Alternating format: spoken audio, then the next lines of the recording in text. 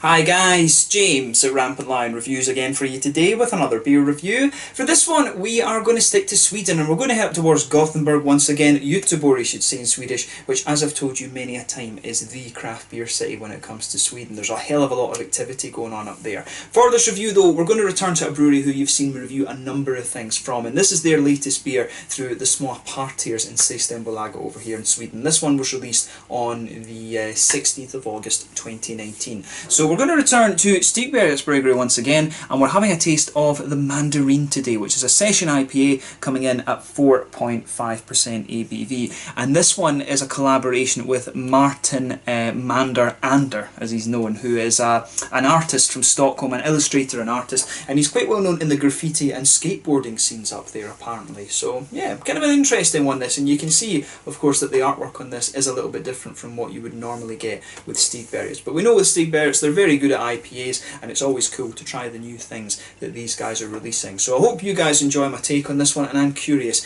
to see how this beer turns out. But anyway, as is usual with my reviews then, I'll tell you a little bit about the brewery before we taste the beer. If you want to get straight to the tasting, just fast forward. All the usual links are in the description below. That's the brewery website, the link to my other reviews that I've done from Stigbergets before. No doubt I will add some more in the fairly near future. There's all the usual social media. If you want to see more beer reviews, do please consider subscribing to the channel. The whole channel of course has a geography based tagging system, so you can go into the home page and search for beer based on country, city, state, county, prefecture, whatever it is you're interested in. Do check out the playlists of beers from different countries. There is one there for all the Swedish beers that I've reviewed for you. That's constantly being added to, and as always please do get in touch and let me know some of the other beers and breweries that you guys would like to see me review. It's always great to hear from you guys that are watching the videos, and the support that you show the channel is hugely appreciated. So anyway, to tell you a little bit about Stigbergets Bryggeri then, on to my brewery notes quickly. So as I told you earlier on, Stigbergets Bryggeri are based in Gothenburg, and they were founded by Nils Hildkrantz and Richard Simonsson, and the pair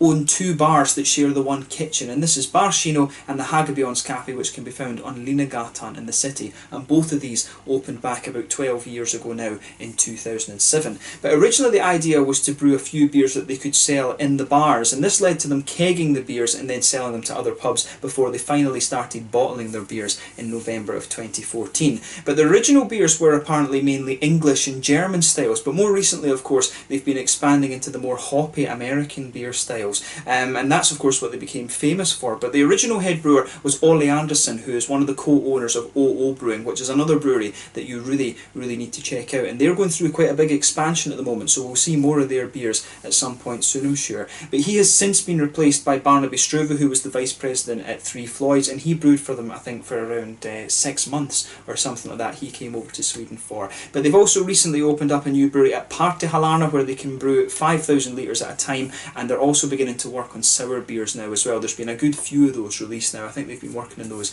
maybe for about 9 months or a year, something around that kind of amount of time. But they also started selling their beers in these 440ml cans, and this means they're able to export a lot more, so those of you watching outside of Sweden I'm sure will be able to find these beers a lot more easily now. But they now have a brew team of Ollie Banks, who used to work for Beavertown in London, another very good IPA brewery, and Lucas Munride, who used to work for All In Brewing as well, one of the quite well known gypsy brewers around the Gothenburg area. I need to see if I can review a few more of their beers for you at some point as well, because they are pretty good.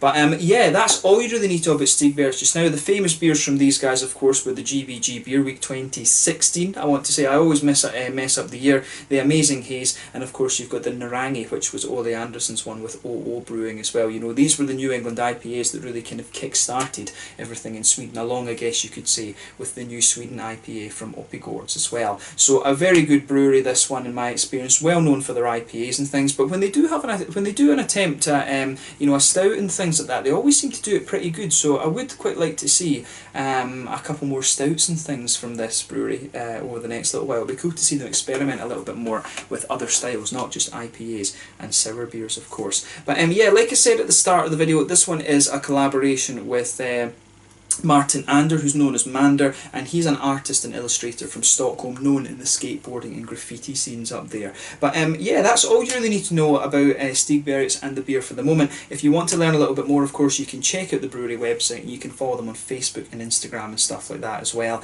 and that'll keep you up to date with all the latest goings on. If you want to see all the beers that these guys have released, I would suggest that you have a little look at the Untappd page as well, and I'll see if I can find a website for Mander as well and stick that in the description for you below too. But yeah, let's get on to the actual tasting of this beer itself then. So this one is, as I say, called the Mandareen.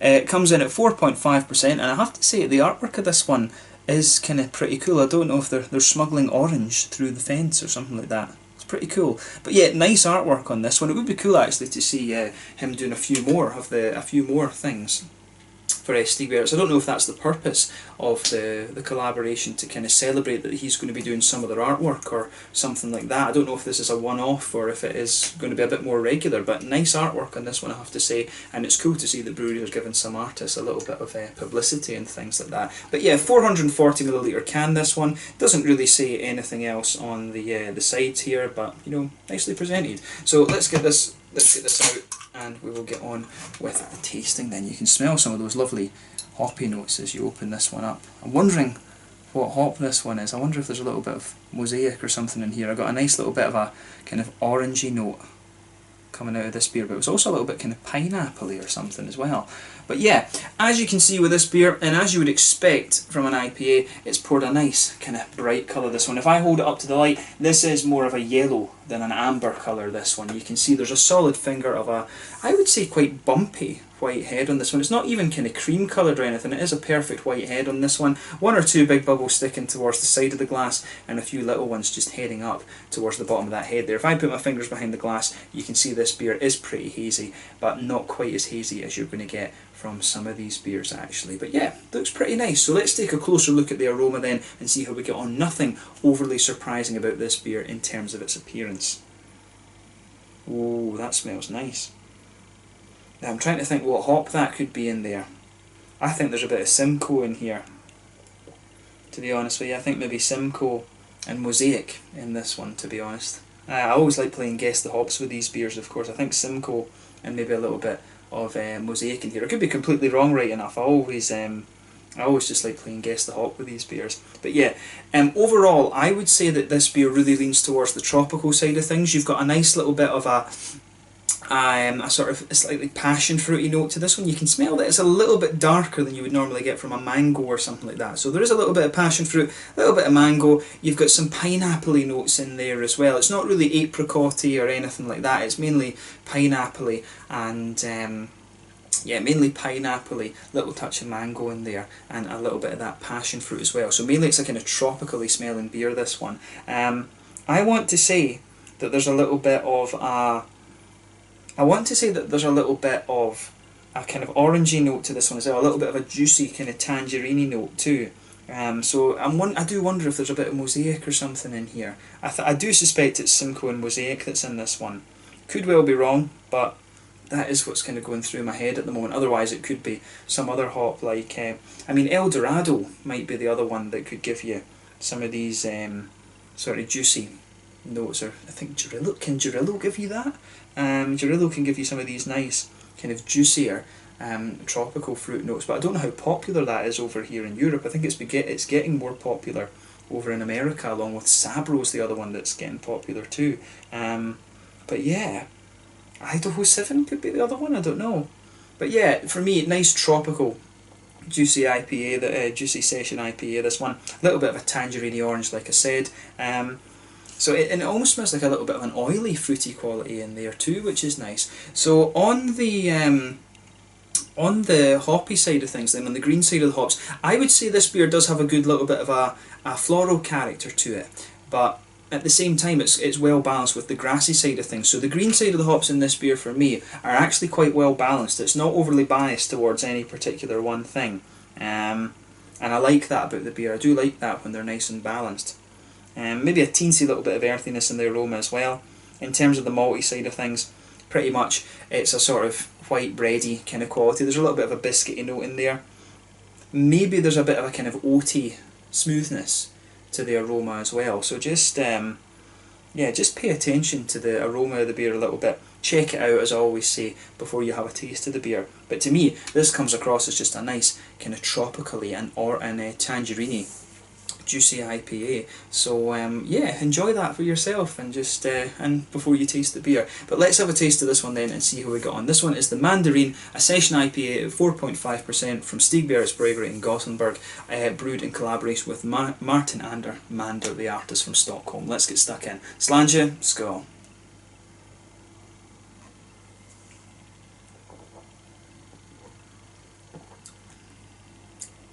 That's pretty nice, actually. Yeah, I mean, first impression of this beer is that, you know, it doesn't do anything overly surprising. It's just nice and drinkable, to be honest with you. I mean, if you've had the other Stigbergets beers, this one, it's a slightly lower alcohol one, but it's definitely got a nice kind of hoppy bite to it. I mean, I'm drinking this one fairly fresh, so I would advise you do that, because the hoppy bite that this beer has is quite nice, actually.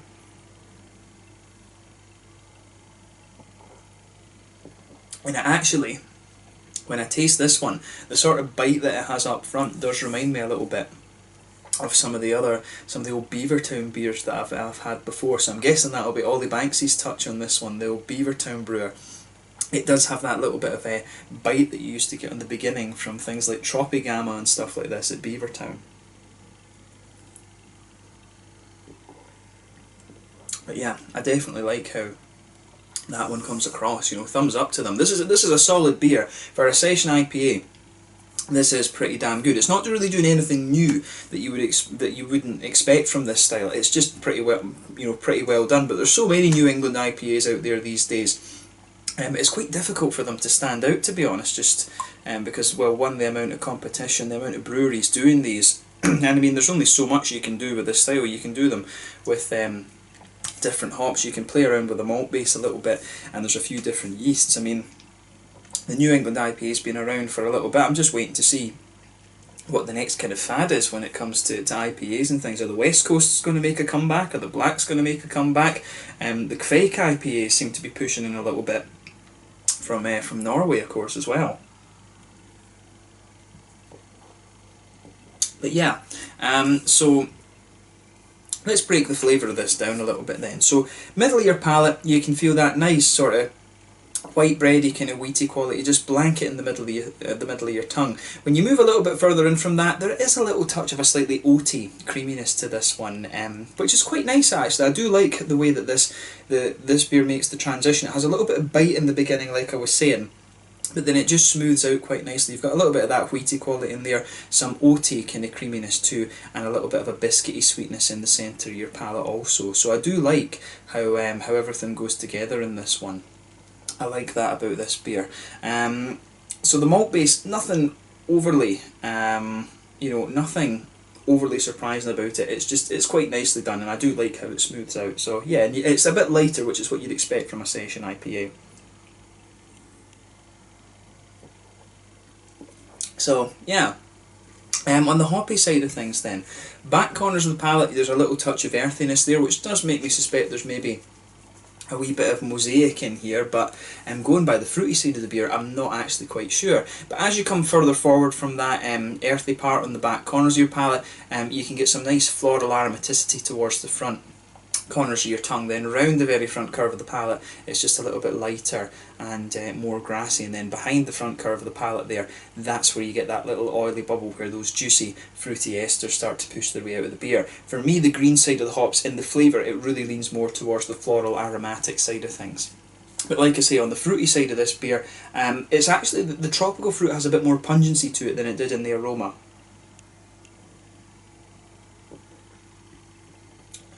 Yeah, so for me, I would say definitely a bit of a kind of passion fruity note to this one, but really it's got quite a bit of pineapple note. Going by the flavour in this, I'm not sure if there's mosaic in here. There is a little bit of a tangerine orange towards the front of the tongue, and I do want to say there is a bit of mosaic in here. It could, the other one it could be as a bit of a Zaka, of course, but I don't think a Zaka's got that earthiness. But yeah, passion at the back of that oily bubble, bit of that slightly darker passion fruity note. Then it moves to be more kind of pineapple-y and sort of mango-y, I would say. And then as you move towards the front of the tongue, it's got a more of a juicy tangerine orange note, and then almost just before the front tip of the palate, it leans towards a sort of lemony, limey kind of thing. I mean, I don't think there's Equinaut in this or Centennial, and those are the hops that would give you the lemon limey quality. The other one, there is another one from New Zealand, and the name of it's gone right out of my head, that would give you that sort of mojito. Is it Moteki or is it Waiti? I think it might be Waiti that would give you that. So you can't. I don't think it's got New Zealand hops in it, this beer though. But yeah, passion fruits, a little bit of a kind of pineapple-y note out of this one, a bit of mango in there as well. A bit of a lighter kind of tangerine orange, and then sort of lemon and limey on the front part of your palate. But overall, the way that this beer goes together is pretty nice, and for a session IPA, it does actually have a good little bit of that kind of fruity sharpness, that fruity bite, if you like, that citric quality, and also some nice kind of floral aromaticity as well. So I like how all of that goes together. In terms of the mouthfeel of this one, then I would say this one's at the bottom end of mid-bodied, top end of light-bodied. Carbonation's kind of quite smooth. Leans towards the oily side of things, this beer. This one, it does have a bit of that smoothness in there, and it's quite light in its mouthfeel, but it does have a little touch of an oily character to it. In terms of IBUs, I think we're talking about 40 IBUs in this one. It might appear a little bit more than it actually is, just because of how fresh it is, so it could actually be down more nearer the 30 IBU mark. Malt base, like I said, pretty smooth and straightforward, little bit of sweetness there that comes out further into the aftertaste, and you've got some nice fruity qualities coming out of the beer as well. But overall, a nice enough beer, this one. A session IPA that's got a nice little bit of bite to it, and yeah, it's not something that does anything surprising, but it's just another solid, easy drinking beer, which is what you expect from a session IPA. So yeah, let's just leave it at that for this one. It's a solid beer, this one, the Mandareen. And it works out, you know, pretty nicely, and I'm guessing that going by the name Mandareen, play on the name Mandar obviously, but Mandarin, so maybe there is mosaic in here for the orangey qualities. I think there is, to be honest. But yeah, a nice session IPA, this one. If you like some of the old Beavertown beers, I think you're going to like this one, because it does have that little bite that you would get from the likes of Gamma Ray in the old days, and Tropicana and stuff like that as well. But a really nice beer, this one, and I'm glad that I was able to review it for you here on the channel. So I hope you guys have enjoyed my take on it. So yeah, the Mandareen from Stigbergets Bryggeri in Gothenburg, a collaboration with Martin Mander as he's known, a graffiti artist from Stockholm. So yeah, once again, thank you for watching my beer reviews. Until the next time, please like, subscribe, share, all the usual YouTube stuff. Let me know your own thoughts on this beer in the comment section below. Let me know what your favourite beers are from Stigbergets Bryggeri as well, and I'm sure I'll return to these guys in the fairly near future. Until the next time, Slàinte just now, make sure you check out my social media, and I will catch you guys later. Slàinte, skål, cheers.